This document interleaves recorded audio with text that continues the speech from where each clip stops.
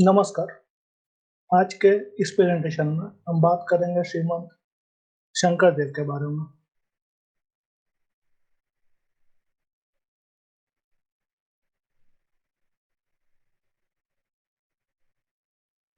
Shrimant Shankardev belonged to the Kayastha Hindu caste. He was a polymath from Assam, India, renowned as a saint, scholar, poet, playwright, artist, and social reformer. He was the founder of Ekatma Dharma, the neo-Vaishnavite religious movement. He is known for his significant cultural contributions. He is considered a pivotal figure in Assam's religious and cultural history, influencing art forms in many ways. Let's talk about his early life. Srimant Shankardev, whose birth name was Shankarva at that time, he was born in 1449 in Bardova, Alikpuri, in the present-day Nagaon district, in a Shiromani Baro-Bhuyan Kayasth family. Shankardev lost both his father and mother at an early age. Then his grandmother Khersuti took care of him. He was enrolled in Mahendra Kandali's toll or school at the age of 12. He wrote his first poem, a Kartal Kamal, even before his primary education was completed. It is generally believed that he wrote his first work, Harish Chandra Bhakyam, while at the school. After seeing his talents, his guru changed his name to Shankardev. He got married to Suryavati, and within 3 years, he was blessed with a daughter named Manu. Later, his wife passed away.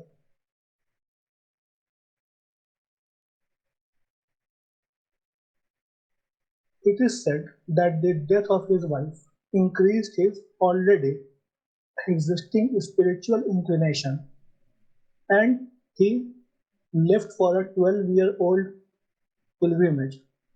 Before leaving for the journey, he married his daughter to Hari, a Bhuyan noble person.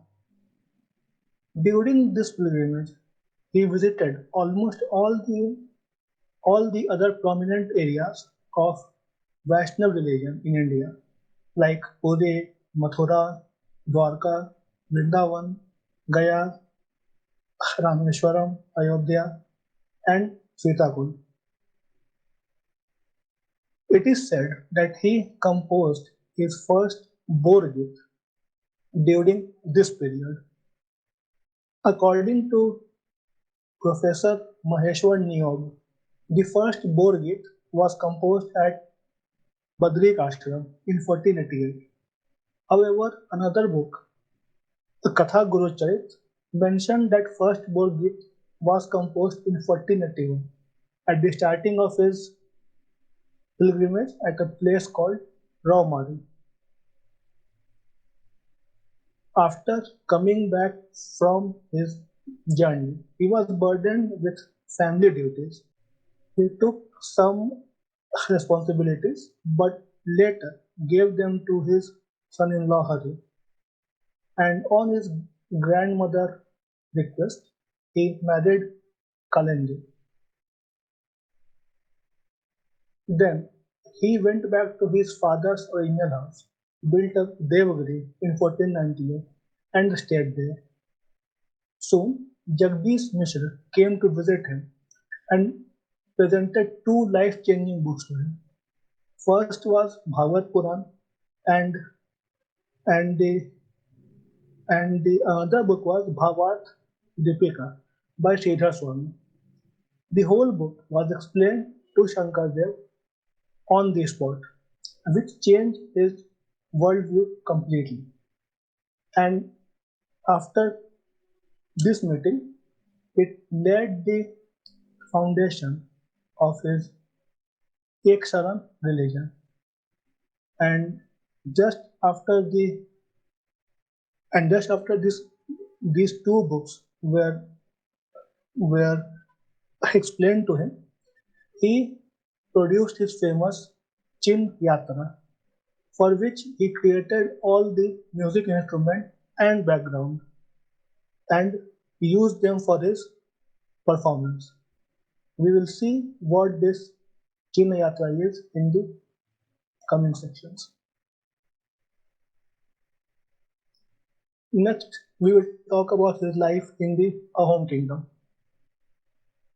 Due to political tensions, Shankardev crossed the Brahmaputra river in 1516.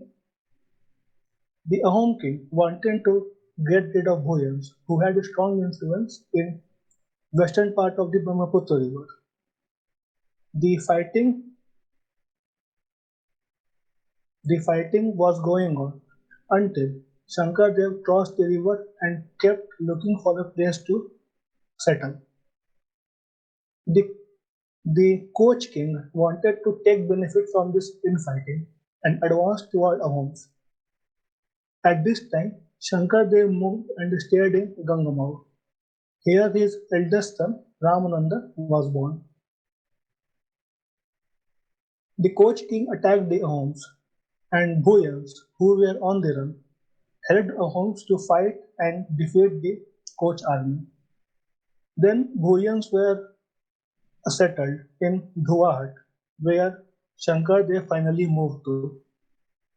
He found his spiritual successor, Madhavdev.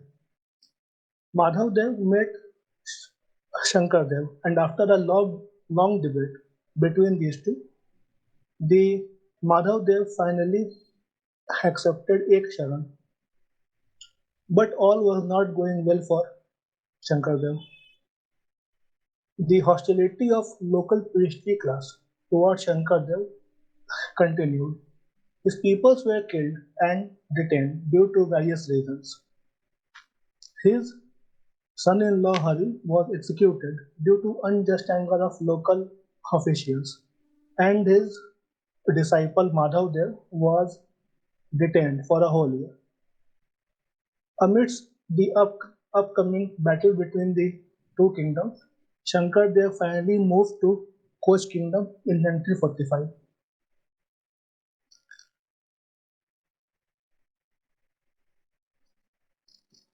Shankardev and his followers reached Kaplavari in Koch kingdom in early 1550 and took shelter for some time. Eventually, they moved to Sanpora in 1541. Even in the uncertain times, Shankardev never stopped preaching Ek Saran to people, and number of his disciples kept increasing. Finally, he moved to Patbausi, where he built a Kirtangar. It is at this place where he translated Adi Kand of Ramayana, his Bhagavad Puran, among another works. He handed down his 240 bore gifts, but due to a fire accident, majority of it were lost, and now only around 30 remains. In 1550, Shankardev left for second pilgrimage with a large group of 117 people, but due to management issues, he had to come back from Puri within 6 months. After he came back to home, the Koch king, whose name was Nar Narayan, issued an order to arrest Shankardev after he got multiple complaints from people who said that this person was spreading new religion. Shankardev was summoned to the king's court, where he began his shastras with Pandits, and at the end it was concluded that all the allegations against Shankardev were to be discarded. The king was impressed by Shankardev and offered a seat near to his throne.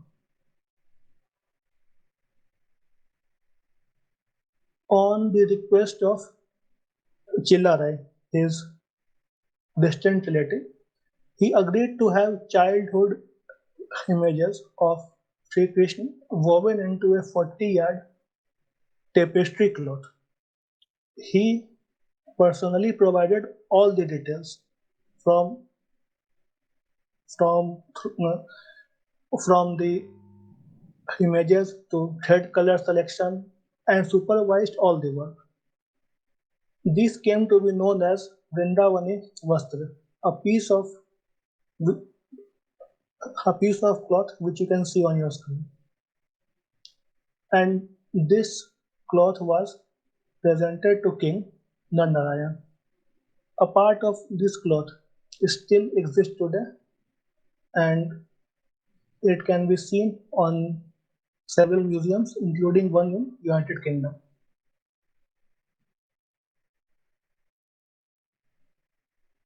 Let's talk about his legacy. After leading a life dedicated to Krishna, he departed to afterlife in 1568. Sriman Shankardev worked and produced many art forms and innovations during his lifetime. He was the founder of Gaur-Geet, that is a Bhakti song filled with pure devotion to Krishna, which are still sung in many temples in Assam.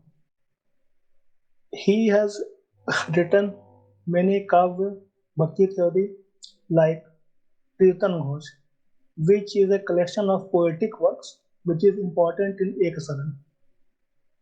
And once, on the request of King Narayan, he wrote an abridged version of Bhagavad Puran in just one night, and it was written with very fluidic style, which is now known as Gunamala. His one-man performance, known as Ankiya Nat, brought many changes to theatrical performance that we see still today, like incorporation of Sutradhar on stage that not only narrated the story but also conducted the play and directed the actors. He also bought new music instruments that were prepared by Shankardev himself, like khol, tal, and dobas. All this when he has just completed his early education. The dance that Shankardev performed during his Ankiya Nats is called Satriya. This dance form was well preserved and is now known as one of the eight classical dance forms of India. And the Vrindavan Vastra that was woven in supervision of Shankardev when his age was more than 100 years old is a fine example of his dedication to his work.